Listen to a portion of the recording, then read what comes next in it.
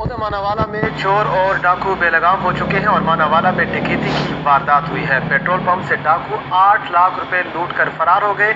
बढ़ती हुई वारदातों से आवाम भी परेशान दिखाई देते हैं। मज़ीद जानते हैं नुमाइंदा सेमी न्यूज राना हामिद महमूद से। जी हामिद, बताइएगा।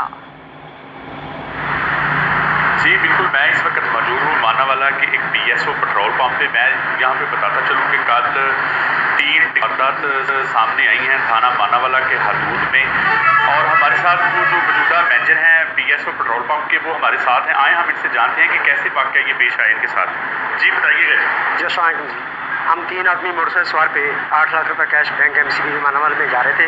वो पीछे से हमारी मोटरसाइकिल को हिट किया, हम नीचे गिर गए और उन्हें फायरिंग किया। हमारे जो एक आदमी था उसकी टांग को फ्रैक्चर हुआ। मैं IG पंजाब से ये अपील करता हूँ कि इसको गिरोह को पकड़ के हमारा नुकसान पूरा किया जाए। जी बिल्कुल, इनका यही कहना था कि मानावाला जो पुलिस है वो मुकम्मल तौर पर वो नाकाम हो चुकी है और बढ़ती हुई वारदातों में तफ्तीश की तहर दौड़ चुकी है।